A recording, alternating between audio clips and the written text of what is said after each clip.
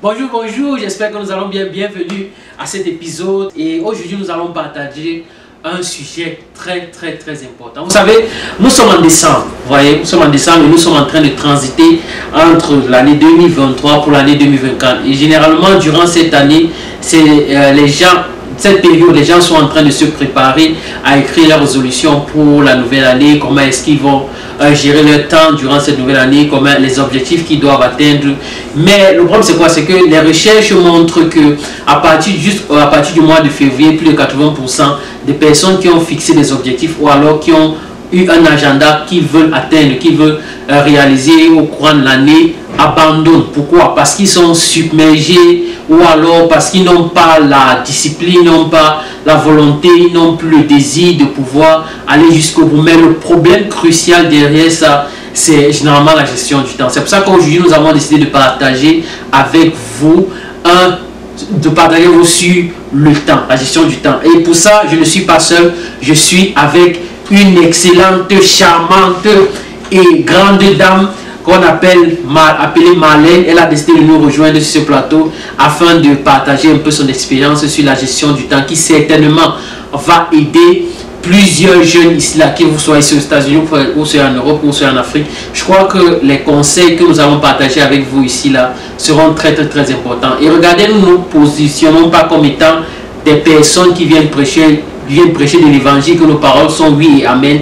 Nous partageons juste une petite partie de notre expérience et je crois que certainement vous avez aussi des choses que vous allez partager avec nous certainement en combattant, que nous allons apprendre de vous également. Donc sur ce, je vais donner la parole à Marlène pour qu'elle puisse nous dire, pour qu'elle puisse se présenter d'abord et puis pour qu'on puisse entrer dans le vif du sujet. Marlène, comment tu vas? Bienvenue. Bienvenue, bonsoir à tout le monde et tous ceux qui nous suivent. Comme il a si bien dit, je me prénomme Marlène, je vis aux États-Unis et je travaille dans le domaine de la recherche.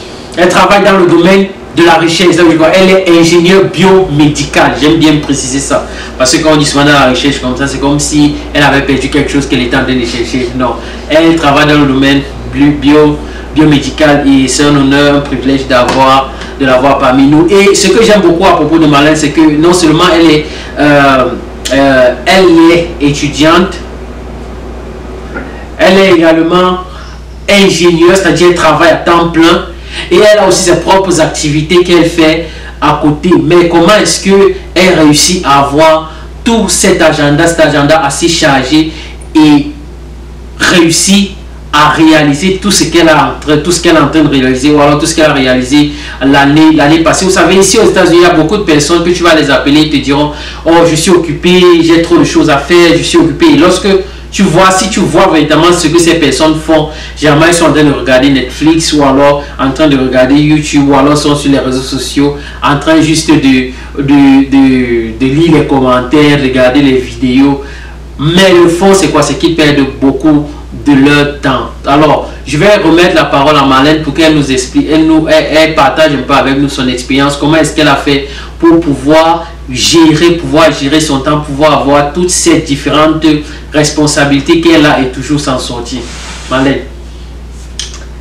Ce qui concerne ma propre expérience, je pense que ce qui m'a beaucoup aidé, c'est d'abord d'avoir des objectifs précis, parce que beaucoup de gens, quand ils par exemple décident d'avoir ils font des résolutions pour l'année à venir, c'est juste parfois par suivisme ou parfois ils n'ont pas un objectif précis derrière la décision qu'ils prennent. Je prends l'exemple, il y a des gens par exemple qui décident qu'ils vont se mettre au sport chaque année, beaucoup de gens, et ça c'est aussi quelque chose que les recherches ont montré. Les inscriptions en salle de sport en janvier sont énormes. Oh, wow. Et au courant de l'année, ça diminue petit à petit. Évidemment. Et pourquoi? Parce que beaucoup de gens se disent bon, je vais faire du sport, je sois un peu plus heureux. C'est-à-dire qu'ils ne sont pas déterminés dans la décision de faire du sport. Ils se disent c'est une nouvelle année, il faut que je prenne un peu plus soin de moi, allez, je vais faire du sport. Mais ils n'ont pas un objectif précis. peut-être ils n'ont pas vraiment la motivation, ils n'ont pas quelque chose en eux qui les motive vraiment à faire du sport. Parce qu'en réalité, tu n'as pas besoin d'attendre le début de l'année pour t'inscrire en salle de sport. Quand tu as la motivation, tu peux t'inscrire en salle de sport et commencer ce que tu veux. Mais beaucoup de gens, quand l'année commence, ils ont des pions dans le ventre, ils disent qu'ils peuvent réaliser plein de choses, alors qu'ils n'ont pas vraiment la motivation, ils n'ont pas vraiment des objectifs à atteindre.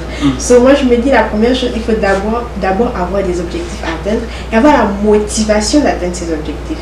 Et maintenant, une fois que ces objectifs-là sont établis, il faut maintenant établir un plan pour atteindre ces objectifs-là. Et le plan passe par prendre des notes, avoir un agenda, parfois se priver de certaines choses. Parce que moi, je me rappelle à une certaine époque, je travaillais, j'avais 2 jobs et j'allais à l'école à plein temps, comme je le disais plus tôt.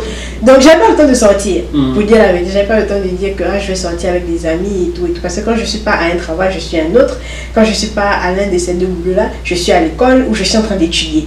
Donc, ça vient aussi avec des sacrifices. Mais j'étais focus sur mon objectif. Pourquoi? Parce que, comme je le disais plus tôt, j'avais des objectifs à atteindre parce que je voulais avoir mon diplôme, il fallait que j'aille à l'école. Mais en même temps, j'avais des factures à payer, donc il fallait que je travaille. Donc, comme on le dit souvent, à la fin de la journée, il faut choisir ses batailles. J'aurais pu n'avoir qu'un seul travail et aller à des sorties, mais à la fin du mois, j'aurais des problèmes pour payer mes factures. Donc, il faut choisir ses batailles et se donner les moyens de batailler, en fait. Voilà. Ouais, j'aime beaucoup ce que tu as dit, ce que tu as parlé de motivation, et j'aime le fait que tu aies dit que les inscriptions généralement dans les salles de sport en le mois de janvier sont extrêmes. Pourquoi? Parce que les personnes à ce moment-là veulent perdre du poids à cause de peut-être de tout ce qu'ils ont pu emmagasiner durant les fêtes et qu'on sort. Beaucoup de personnes se disent que bon, j'ai 12 mois et durant ces 12 mois, je crois que si je me fixe tel objectif, je veux accomplir ceci, je veux faire ceci, ça pourra m'aider. Mais tu as parlé aussi de motivation, mais à la motivation, je vais ajouter, tu as parlé de ça, je vais ajouter la discipline, parce que la motivation généralement nous donne c'est comme un bouton start qu'on presse. La motivation nous donne la capacité de commencer, mais c'est la discipline qui va nous permettre de garder nos objectifs en face de nous et continuer à garder ce drive là qui va nous permettre de continuer à avancer, parce que sans discipline on ne peut pas accomplir grand chose. Et tu as parlé de choisir ses batailles, c'est très important, parce que nous vivons dans une société où beaucoup de personnes veulent, surtout les jeunes, comme on est en train de parler des jeunes, beaucoup de personnes veulent faire plusieurs choses à la fois, et à un certain moment on manque la capacité à prioriser certaines choses, n'est-ce pas? Oui. Ouais, parce que à prioriser certaines choses, on ne peut pas se décider de faire tout à la fois et rien à la fois. C'est très important qu'à un certain moment on décide quelles sont les choses qui sont prioritaires pour nous. Par exemple, pour toi c'était avoir ton diplôme en fin d'année, et à la fin du mois tu avais des factures à payer. Donc c'était les premières choses les plus importantes pour toi, avoir ton diplôme et payer tes factures. Ce qui veut dire que sur cette base là tu avais la capacité de jongler facilement entre tes 2 jobs et tes études, parce que tu avais cet objectif là devant toi, c'était la priorité. Beaucoup de personnes ne savent pas choisir des priorités. Beaucoup de personnes ne savent pas que à un certain moment, si tu veux atteindre certains objectifs, il y a certaines choses que tu dois sacrifier. Toi, tu sacrifiais par exemple des sorties avec tes amis, des distractions, aller t'enjailler quelque part. Mais dis-moi, en tant que, lorsque tu étais principalement à l'école, est-ce que le fait que tu aies toutes ces choses à faire n'avait pas un impact négatif sur tes études? Comme je le disais, c'est beaucoup une question d'organisation et de sacrifice. Moi, je suis quelqu'un, à la base, je suis beaucoup plus productive la nuit. Donc, ça m'a beaucoup aidé dans tout ce qui concerne les révisions. C'est-à-dire, j'étudie beaucoup dans la nuit et ça faisait en sorte que je n'avais pas beaucoup d'heures de sommeil. Donc, c'est pour ça que je parlais tantôt de sacrifice. C'est-à-dire, en plus de ma vie sociale, je sacrifie aussi mes heures de sommeil pour justement pas que ça empiète sur mes résultats scolaires. Donc, j'étais obligée de parfois rester jusqu'à très tard dans la nuit pour ne pas manquer mes révisions, pour être toujours à jour sur tout ce que j'avais à faire. Et en ce qui concerne Donc mon emploi du temps de travail, c'était en fonction de mes heures de cours. Donc comme je disais, comme tu l'as dit tantôt, c'est en fonction des priorités. C'est-à-dire la priorité était d'abord l'école. Donc tout ce que je faisais, c'était autour de l'école. Donc je choisissais d'abord les cours que j'allais prendre, les heures de cours que j'allais prendre. Et maintenant, une fois que ça s'était établi, je faisais maintenant mon emploi du temps de travail autour de mes heures de travail. Donc si par exemple je vais en cours la journée, je travaille uniquement le soir.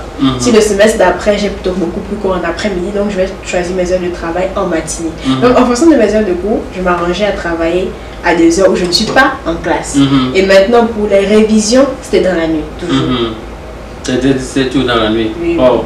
Donc ce qui me dit qu'il y avait le sacrifice, des choses que tu sacrifiais pour pouvoir accompli, pour pouvoir réaliser ce que tu voulais réaliser. Parce que n'oublions pas, nous sommes en train de parler ici de la gestion du temps. Comme on a dit au départ, nous sommes en train d'entrer en 2024 et beaucoup de personnes vont se donner des objectifs à atteindre. Et nous avons parlé de motivation, de discipline, de sacrifice et hier, de sacrifice. Est-ce que tu penses qu'il y a autre chose qu'on peut ajouter à ces éléments-là qui permettront à tout jeune de pouvoir bien gérer son temps? Par exemple, je vais prendre par exemple mon histoire personnelle. Je travaille à temps plein. Je travaille à temps plein et tous ceux qui sont autour de moi travaillent également à temps plein. Et beaucoup vont aussi à l'école. À temps plein. Et à part ça, à part le fait d'aller à l'école à temps plein, de travailler à temps plein, juste quelqu'un qui aime aussi beaucoup écrire.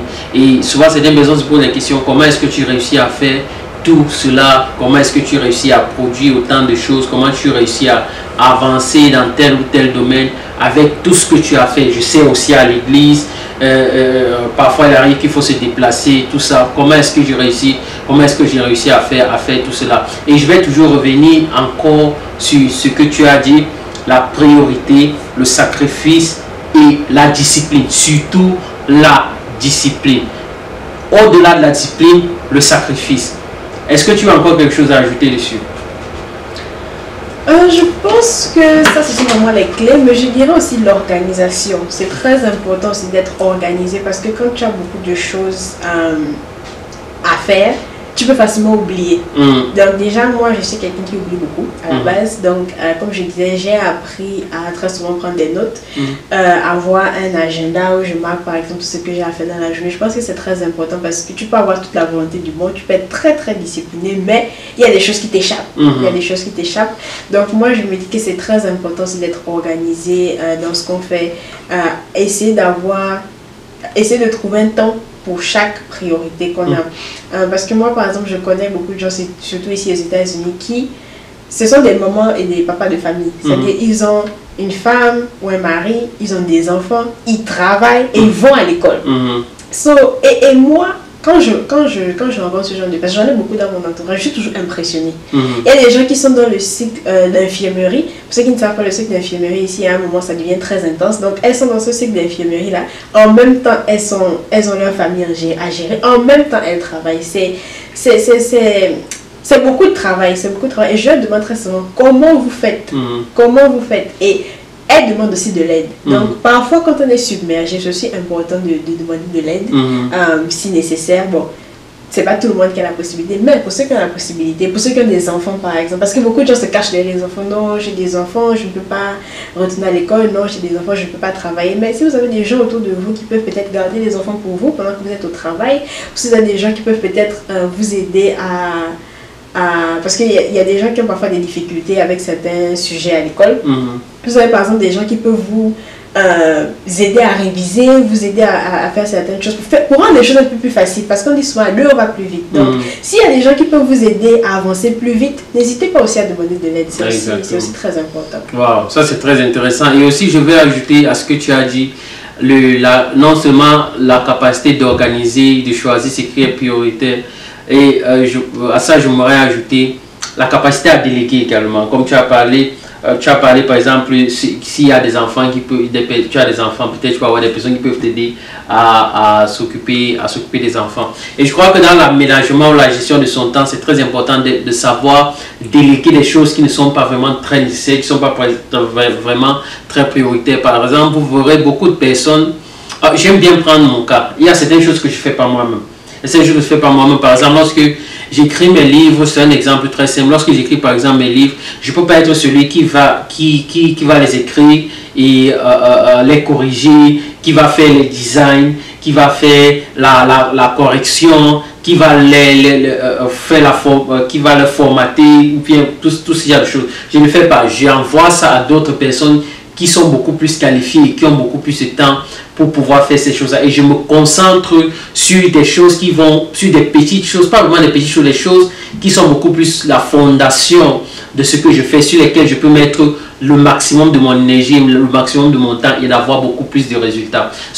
Il faudrait aussi avoir cette capacité-là de savoir déléguer, même si à un certain moment, tu dois arriver à un moment où tu dois payer quelqu'un pour le faire. Tu dois payer quelqu'un pour le faire. Parce qu'il y a beaucoup de personnes qui sont encombrées, qui sont submergées par des tâches. Pourquoi? Parce qu'elles ne veulent pas ou ils ne veulent pas sortir de l'argent pour donner à d'autres personnes pour pouvoir le faire. C'est pour ça que vous voyez beaucoup de personnes, lorsqu'ils ont atteint un certain niveau dans la vie, ils ne conduisent plus. Ils ont un chauffeur. C'est pas juste pour être fancy. C'est pourquoi? Parce que le temps qu'il peut lui prendre pour quitter d'un point A à un point B, ça fait peut-être 1 à 2 heures de temps avec les embouteillages. Pendant ce temps-là, si lui-même il conduit, il perd 2 heures de temps, 2 heures de son temps. Par contre, s'il a un chauffeur, pendant que quelqu'un conduit, il peut être assis derrière sur son iPad, il est en train de développer une idée de business, ou alors parler avec des partenaires d'affaires, ou alors arranger certaines réunions, ce genre de choses. Donc, c'est très important qu'à un certain moment, si tu veux vraiment avoir une année productive,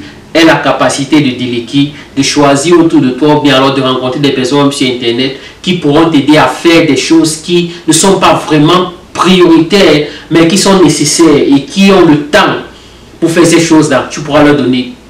Ça dépendant de combien est-ce que vous allez vous entendre. C'est très important, le pouvoir de déléguer. Tu verras que si tu commences à déléguer, tu vas sauver beaucoup de temps. Tu auras beaucoup de temps à ta disposition pour te concentrer sur des choses beaucoup plus intéressantes. Je ne sais pas si tu as autre chose à ajouter.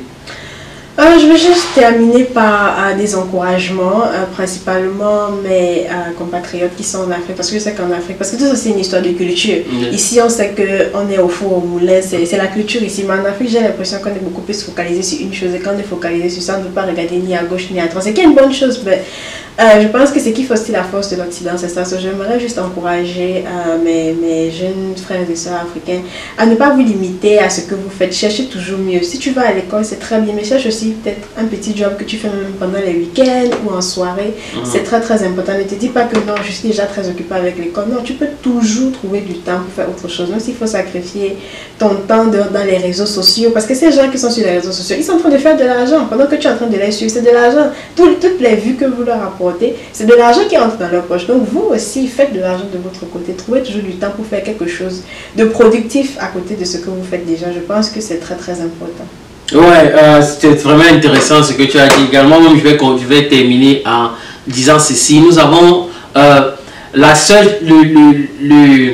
ce que le riche et le pauvre ont en commun, c'est le temps. Ce que le malade et celui qui est en santé ont en commun, c'est le temps. Ce que le plus grand et le plus court ont en commun, c'est le temps. Le temps est ce qui génère, est ce qui produit tout ce que nous voulons dans notre vie, tout ce que nous voulons accomplir, tout ce que nous voulons réaliser, que ce soit maintenant ou dans le futur, pour nous, pour nos bien-aimés, pour notre famille ou pour le monde entier. Tout cela ne sera que produit par le temps. Le temps finira toujours par révéler ce que si nous avons investi en nous avons investi sur autre chose. Si nous voulons que notre temps produise en nous ou produise pour nous ce que nous voulons, nous devons être capables de le gérer assez bien, parce que c'est la plus grande richesse que nous avons sur cette terre, c'est la plus grande valeur que nous avons sur cette terre, et tout ce que tu vois autour de toi ou tout ce que tu veux voir autour de toi sera toujours le résultat du temps que tu as. Sur ce, passez une bonne journée. J'espère que vous allez aimer cet épisode. Et Malène, c'était vraiment un plaisir de t'avoir sur ce plateau, et j'espère que ça ne sera pas la dernière fois. Pareillement, merci de m'avoir invité. Bye bye.